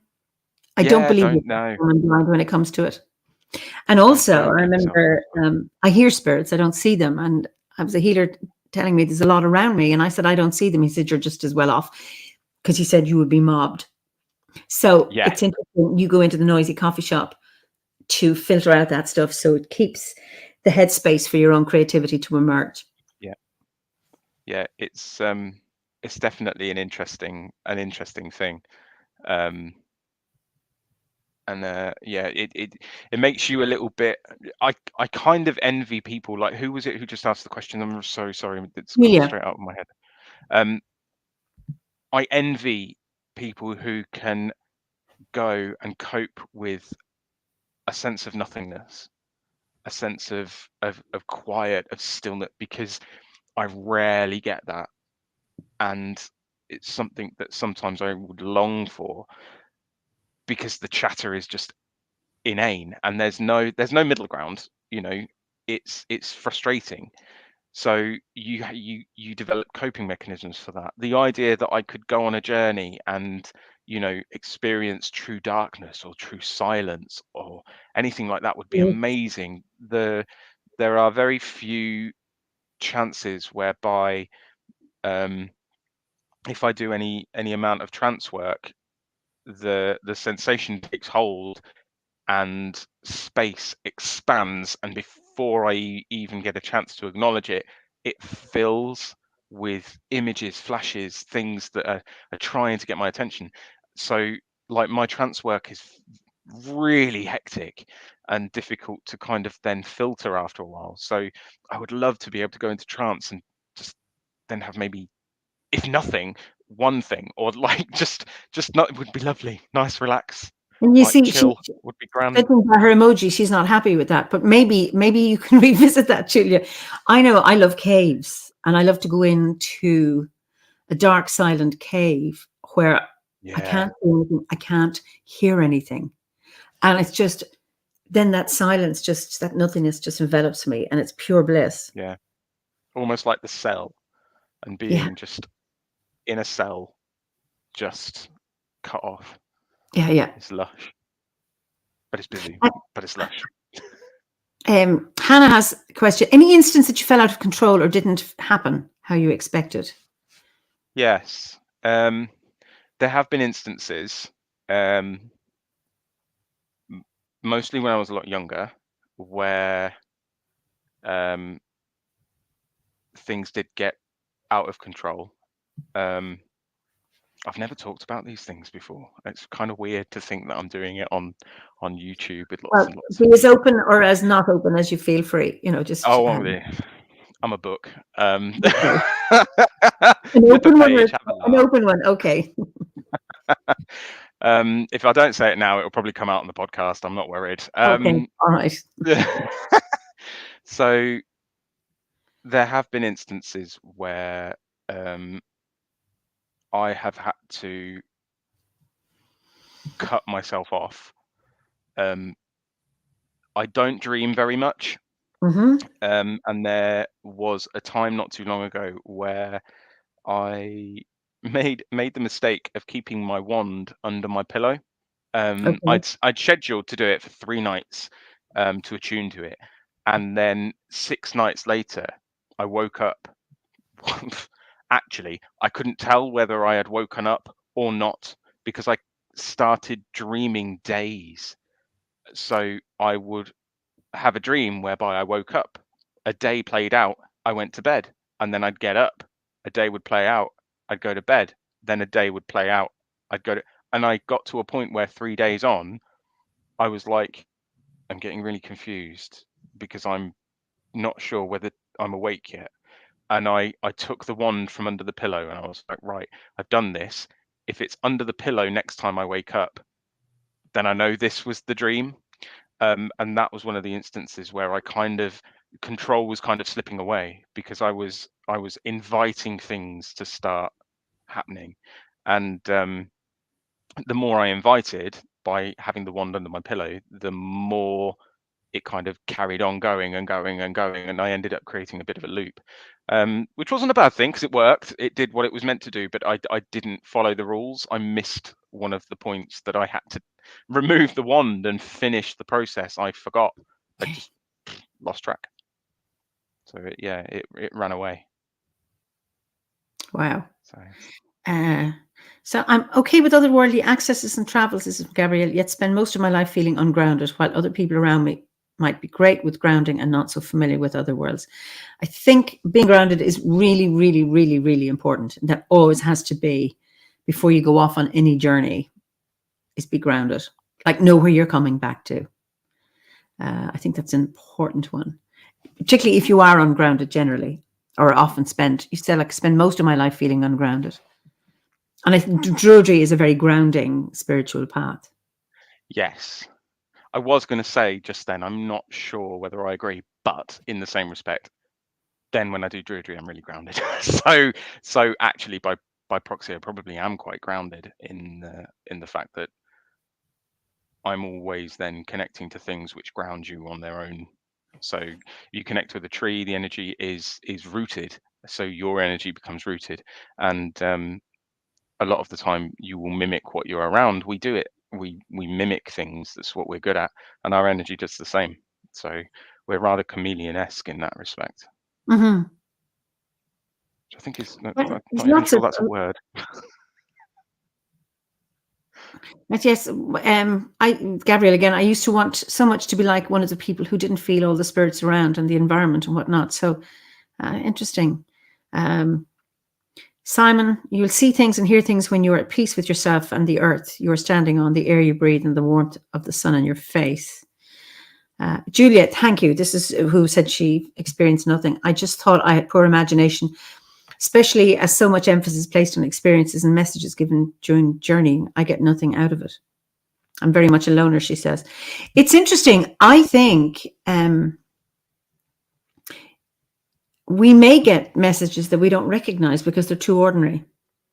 Yes, all the time. I did a ritual recently at Stannick Lakes again that I was talking about, because we've been invited to engage with the Barrows and such as a local pagan group that I'm part of, Northampton Pagans, and we went to do some work with the spirits of a barrow that they were then going to uncover to make part of the landscape. So they were going to make it more prominent, and they were going to clear scrub around it and all the rest of it. And I remember doing the ritual to say thank you after the work had been completed without a hitch, which was perfect because we were like, good, then they accepted the offering and they were happy. You know, the work went without a hitch, was completed before time, and we got invited to thank them. And the guys that run the site were thoroughly impressed. They were like, nothing's gone without a hitch like that forever. And we were like, well, maybe you should have us back then. And as we did this ritual and we invoked the powers of the east, a flock of geese flew overhead. Oh, beautiful, beautiful. And great for everyone else that was watching, because us who were doing it were so tied up and wrapped up in what we were doing, going, what's my next words? What's this? What am I doing? Am I dropping that? Am I doing this? That we didn't even notice. So, it's sometimes things just pass you by completely. And again, they're wrapped up in the real world, in the actual physicality and Mhm. the physical world that we inhabit, and should never be ignored, um, in place of a spiritual realm. We'll go there eventually. Like, this is just some work on top of it.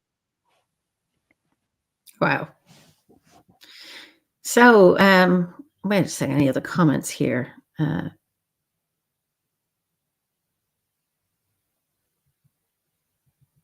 Just, yeah, Carmen says sometimes you have to wait for a message and be able to recognize it. And I don't know, I've had lots of conversations over the years with people saying, well, I need a sign that I should take this path or that path or choose this or that. And I'm not getting a sign. I'm not getting a sign. And then they realize actually they were getting signs all along, but they just didn't recognize them. So Yeah. it's funny is like, well, I am speaking to you. You're expecting something else when it should be this. And I don't know how it comes eventually, the penny drops, but it's the simplest thing. I remember being on I can't remember, some training, and we'd all done some journeying, and this person came in, I get the same old message all the time. It's so bloody boring, that I have to trust myself. And I said, do you trust yourself? And no, well, there's your message. Like, you're going to keep getting that until Yeah. until you accept it. And it's like, but it's always the same boring thing. I'm wanting some fanciful whatever it is, and Yeah. it's the ordinary. And for me, I find it's ordinary. It's like that's just another reminder about Yeah. how I'm Yeah. meant to be living my life. So No, that's it. I did a tarot reading for somebody at work who had an exam, no, two exams coming up, but he had the option.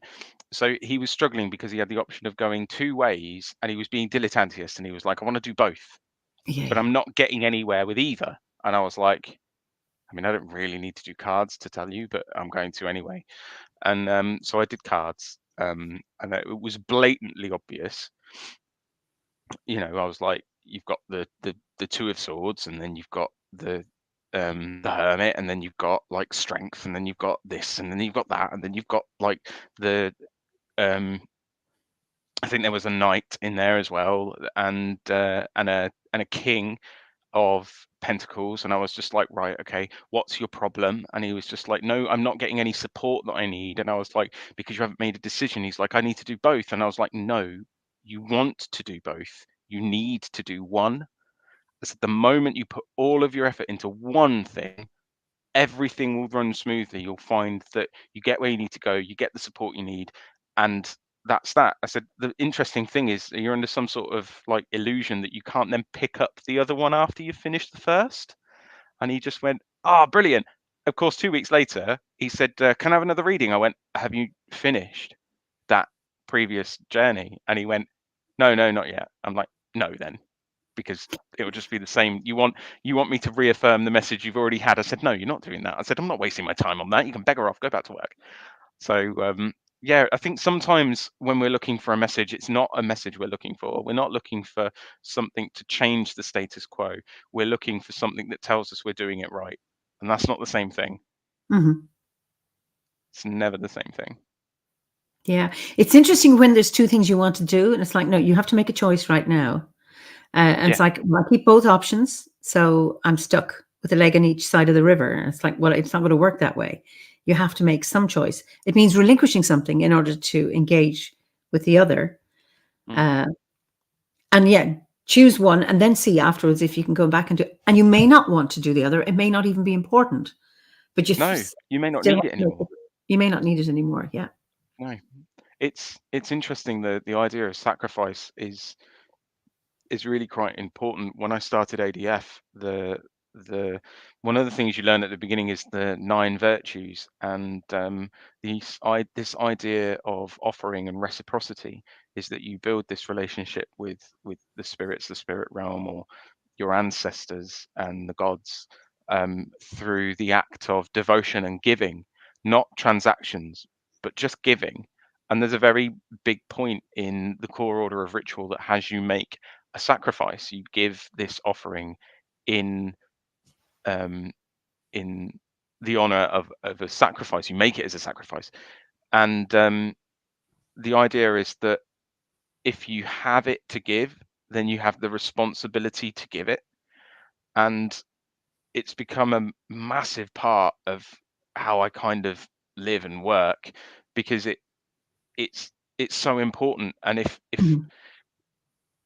if we can do that in our spiritual practice with beings and ancestors and so on and so forth, and get supported, then I kind of think we should be doing it as well, and sacrificing that little bit of the extra that we have for the other people in our lives as well, the people you meet day to day, the people you have Mhm. at work, and so on and so forth. Because if everybody did it, no one would be without, was generally the sentiment. I mean, it will never happen, but we can all dream. And it's become a huge part. Sacrifice has become a huge part of how not only do I do druidry, but how I do my work, and how I, try and live at home. And it's not easy. Mm. 9 times out of 10, it's like I get a bit extra at the end of the month, and I'm like, oh, I can buy that book. And then my other half goes, oh, I need this. And I'm like, well, damn it, I've got to give it to you because of the rules. And it's like, I really wanted that book. But yeah, every now and again you have a selfish moment. It's about finding that balance as well. You can't always give. Sometimes you have to take for yourself. That's right. And the interesting, you use the word sacrifice, and that, in many ways, to mean is to make sacred. Yeah. It's not about being Yeah. up on a cross, that, and Ben just makes this comment. People mistake sacrifice for martyrdom all the time, though. That's what I see a lot. Yes, it's about making sacred. And if you have a commitment with somebody, it's around that there's often, and this can happen, there's an imperative that you give. And then sometimes, like, well, what about me? And then there's that dance and that tug, which is part of how we are and how we negotiate that. I think it's we're talking about sacredness, and if it's the Ben I'm thinking of, I think this interaction between us is like honoring the sacredness in relationships. Yes. The relationship between me and my other half is sacred in one respect. My relationship with my friends is sacred in another. Like, if I have time I can give them, I'll give it. Yeah. If I have words I can give them, I'll give them. And sometimes that can be the easiest gift to give, the easiest expenditure of energy. And sometimes I don't have it, and if I don't have it, the messages go unanswered. But there is something sacred about having relationships, and that again ties back to druidry, because it's about those relationships you have with the world around you. And again, we've just coined it, we've just poked at it, I say. The relationship you have with yourself is also as important. You need to engage that and treat that just as sacred. Absolutely. It's interesting, Julia, who can't see anything, volunteering and generally being outside is pretty much my whole practice. And that's where I feel most complete. Well, Julia, there's your answer. So I used to be a retail manager in the Salvation Army in a shop, and volunteers are amazing people. Yeah. Absolutely amazing people. I will never forget any of my volunteers, especially Patience, who used to hit me. She was brilliant. She was an 87 woman from Ghana who used to come in and sing hymns, who was deaf as a post. And so I used to join in and just be like, I'm just going to sing along. So I can't talk to you because you can't hear a bloody word I'm saying. So yeah, Well, absolutely love it. where you feel most complete. I mean, we're not always in a state of most completeness. We have No. moments of it. And to be able to have that in your life, that is part of your druidry, part of your service, because, central to druidry, one of the pillars is around being of service. Yeah, definitely. I think that's one of the most important things is that idea of service. I think that's why I took the job in the learning and development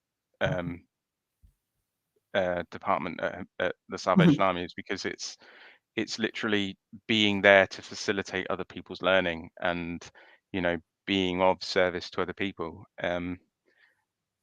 It's a very rewarding job that I've got. I'm very, very lucky. Very, very lucky. That's wonderful. It's wonderful. So,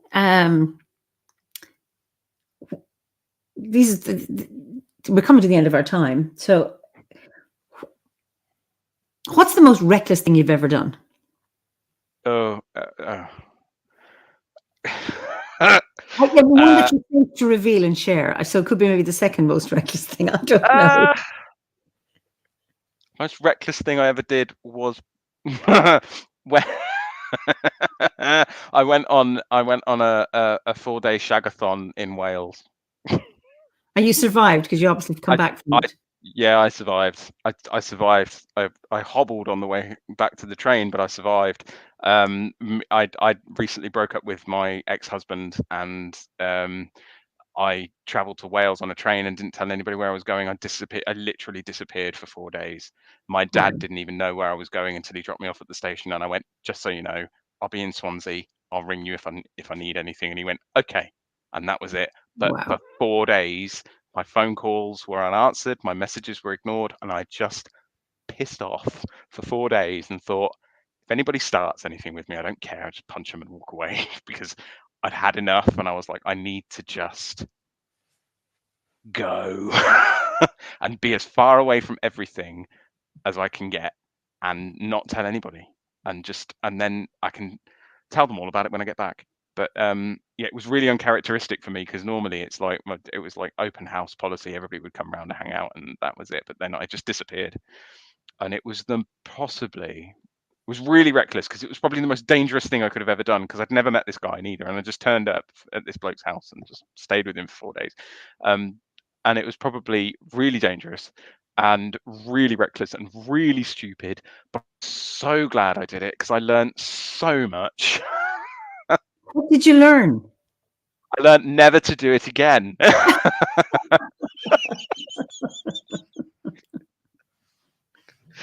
Oh dear! No, I learned never to do it again. And I learned the importance of what I'd left behind, and I'd learned the importance of self-worth. I felt like nothing. I felt wretched and awful, and I just went to the first place and the first person who made me feel like I was worthy or good, and it actually wasn't that at all.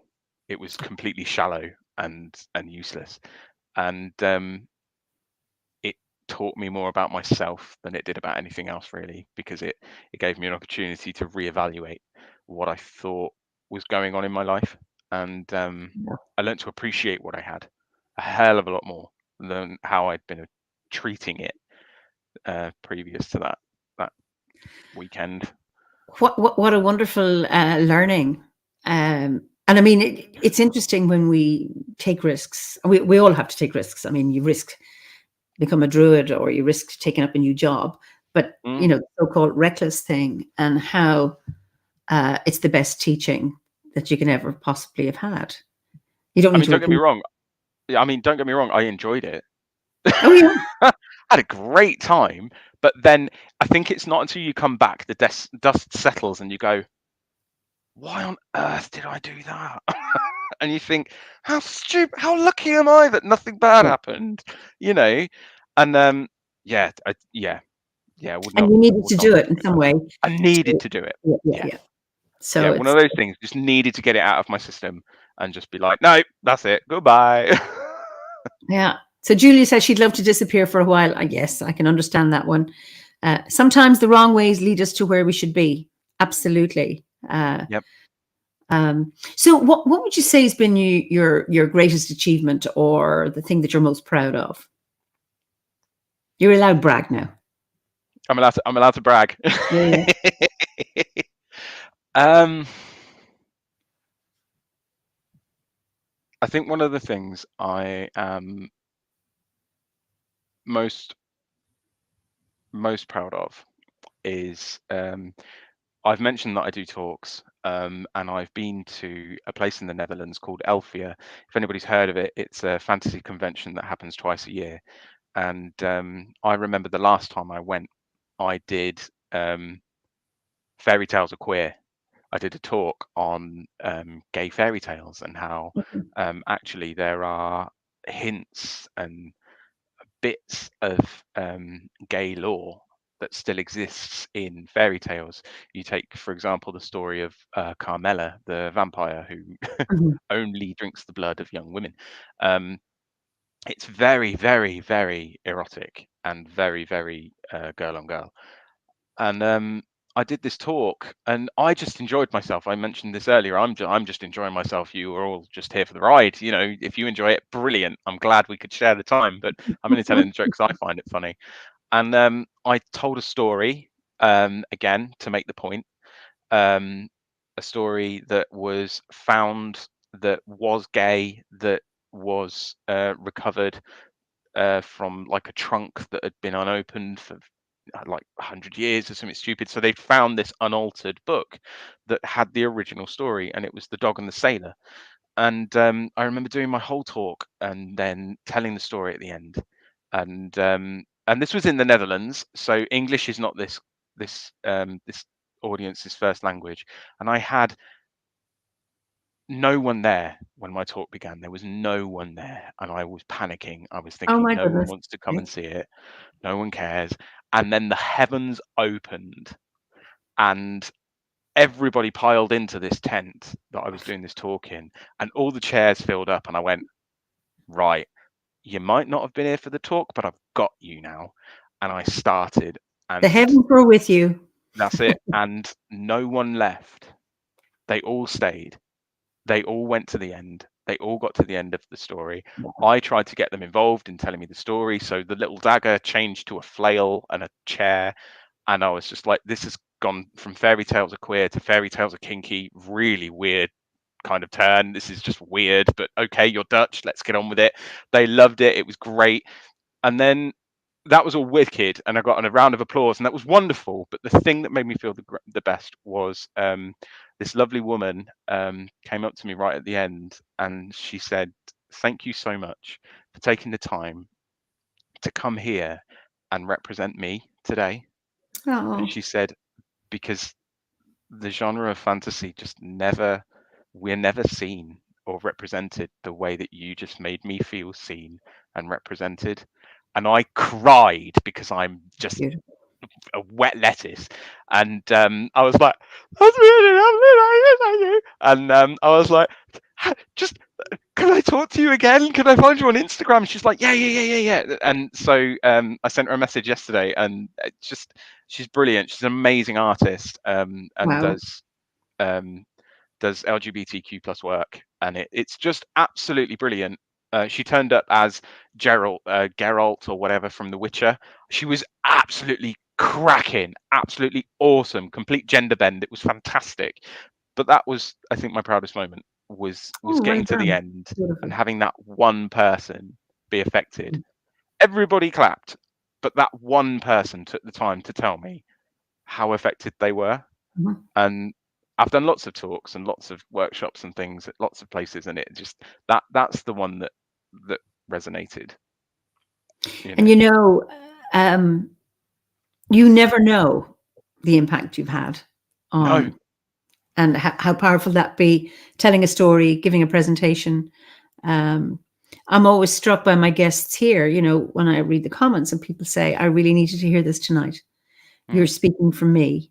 I see it so many times that my guests are speaking for people who are watching. Such is the magic of these chats, and that common thread of druidry that brings us together to have a conversation. And I know not all our viewers are druids or members of the order, but that these chats have a resonance, and they're speaking to not all of the viewers, but to, and like you say, even if it's one, that can just be so magical and so wonderful. I love how when you think about it just for a little bit too long, loneliness becomes an illusion. It's just a state you're in at the moment, but you're not alone.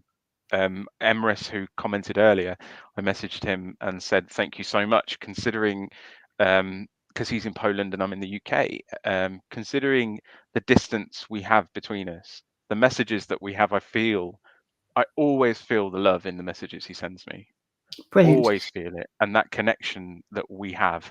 And he sent me a message back going, yeah, thanks, I feel the same. I was like, yeah, it's just, I don't have the luxury, and I call it a luxury, I don't have the luxury of feeling lonely, because there's no point. It only takes me 2 minutes to connect with somebody, and we have this opportunity to connect with somebody. And I hope that, you know, if anybody took anything from this, it would be that if you have somebody, or you know of somebody who maybe is stuck in this illusion of loneliness, that you can go and break it for them, because it can be earth-shattering when you realize you're never on your own. Yeah, and Hazel says, thank you, I feel much less alone. And I don't know if it's Hazel just tonight from this chat, or being, if you're a member of the order or whatever, but it's when you're sharing your own experience, and then you go, I'm not the only one who's had this, or who's been as crazy as this person here is on the screen. Because so often when we fantasies about ourselves, either I'm dull, boring, stupid, weird, and then I've done crazy things, like, oh, that's me. Just brilliant. Yeah, we're all in this human experience, aren't we? So there's only so much, you know, that there's so much more that we share together than there is that we have to ourselves, you know, because we've all got the same, hopefully all the same 4 limbs and such. So, you know, we can all experience a lot of these things together and in the same way. And that's what shatters loneliness, I think.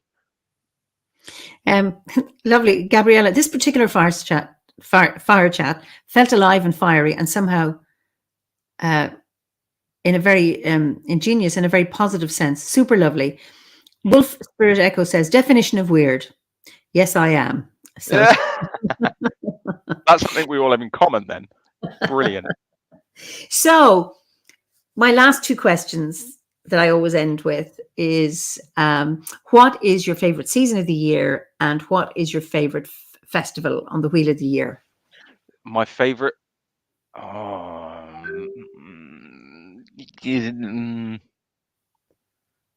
okay, favorite season is quite difficult, because I like that little bit just in between. I like late winter, shall we say, that bit where the cobwebs are still frozen in the morning, but the sun's starting to come up. Yeah, that bit where the world glitters for a little while. It's beautiful. And it only lasts for maybe a week or 2, but yes. like the world, well, not the world, but like where I live, and in the UK, the world glitters just for a little while, and only when it's right.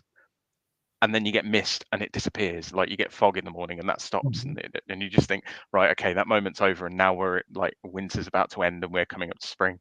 That's my favorite time of the year. I love it. It's great. The air comes out and it's crisp, and you have to wrap up warm and like brilliant. My favorite of the 4 seasons, the 8 seasonal festivals. Why not? New trend.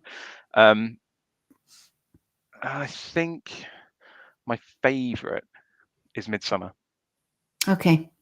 Yeah, my favorite is Midsummer, which is weird because I'm rubbish in the summer. Absolutely rubbish. I'm completely useless. I'm far too Scottish to be. How do you mean you're useless? I've got ginger skin and dark hair, so like. I burn. Yeah, burn. Heat stroke, dead in the corner. Sweat. I can only take so many layers off before I start peeling skin. You know, I'm really bad in the heat. Really, really bad. So I find summer really difficult. However, Midsummer is possibly my favorite of the Sabbats. Definitely, it's that point where the Oak King's at his height, and the challenge from the Holly King is offered, like the Green Knight. Mm-hmm. He comes to the court, offers his challenge, loses his head, but he knows that from this day on, your power loses and change is on its way. And I love the dynamic that happens at Midsummer. I love it so much. I think it's incredible. It's lovely. Ricky, always ready to offer some insights. There are only 2 skin shades, anemic or lobster. Yeah, that's it. And I never tan. I go bright red, and then within a few days, white again. Any freckles? I have freckles, so yeah, covered in freckles. Okay. Listen, just Ben Stimson. That's why your podcast is so relatable, Clint. You and Lyndon just have genuine conversations, 2 friends conversing. It's wonderful. So he's given the link there. Just beautiful. I love Ben. Ben's absolutely lovely, and if you get a chance to check him out, he's I think he's about to release a book, or has just released a book. That is really, really cool. I love Ben to bits. We've been chatting for a long time. Lovely. And Julia says, when you're not part of a grove, it can be a very lonely path, which is why these opportunities are so great. The exchange of ideas are really helpful in both overcoming isolation and in personal growth. And then Linda, who was my guest a few weeks ago, she's in Norfolk Island, the only druid there in that island. She said it would be far easier to have a group to join in with. And of course, it's really interesting with the lockdowns and all of this, because so much of us have gone online, the people are now having virtual groves and seed groups, and they've met. We have these meetups. I don't know if I don't know if you joined one of the meetups. A few times a year. You get into a group and you're chatting, and from that, people have established seed groups. It's just brilliant. That's so good. That's one of the things that, because ADF is probably my primary druid practice now. However, it's a long way away, and it's very sporadic over here. That what I get from OBOD is my community. The people who share what I believe and what I've learned. And I get so much from that community. It is incredibly inspiring speaking to you and speaking to all the other people that are part of OBOD, being at those monthly meetups. I think it's is it Crisis Circle? Oh, that's a different one. Circle. That's a different one. So that's the one I've been on a couple of times. That's the Listening Circle. Building resilience for hard times. So that's we meet just on anyone still interested, contact. You'll see it on the Facebook group. Members, it's for OBOD members. It's building resilience for hard times, and they're great. And then we have eye-opening. And that has a particular focus. And then the meetups, like we had one in for the winter on the online winter gathering. And that's just a social thing for a chat for people to meet. So. And someone says, I'm only seeing a few comments here. Yes, it is. You're on, Lily, you're on YouTube. So there are other YouTube channels. There's mine, there's Philip's, there's OBOD's, and then there's Facebook.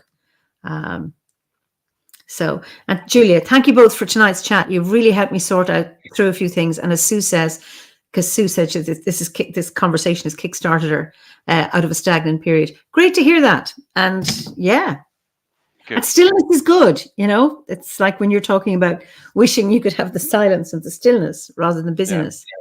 So it's at different times busyness is good, and other times stillness. It might feel like stagnation, and then suddenly you get a key and you're off. I think it's a blank canvas. It gives you a bit more freedom than you probably realize. And interesting, Hazel says, same here, Sue. This is so inspiring. Can't wait to pick up my pen and see what story wants written. Wow, you lucky thing, Hazel. That is great. And Anne Beer says, thank you both. An incredibly original and intriguing discussion today. Well, I had no idea where this was going to go. I knew you were going to tell a story, and the rest. That's all we had planned. And it's just brilliant. So I really, really enjoyed our conversation, Clinton. I look forward to meeting you sometime again, if it's in Glastonbury or wherever. Be amazing. So I'll allow you to say goodbye, and then I'll send you back, and then we'll chat just because we can look at comments as well. So I'll let you can say goodbye to everybody. Thank you very, very much, everybody, for taking time out of your evening to join us this evening, and I've really enjoyed having an opportunity to share. I look forward to looking back at this, checking out the comments, and engaging with the community more. It's wonderful. Thank you so much for the opportunity to be here with you. Thank you. Great. So I'll see you in a few minutes. So just thank you so much. Again, I really appreciate your comments. And of course, we didn't get to read all of them because they sometimes come really, really fast. But I really, really appreciate it nonetheless. So enjoy the rest of your evening, morning, day, or if this is a recording that you're watching.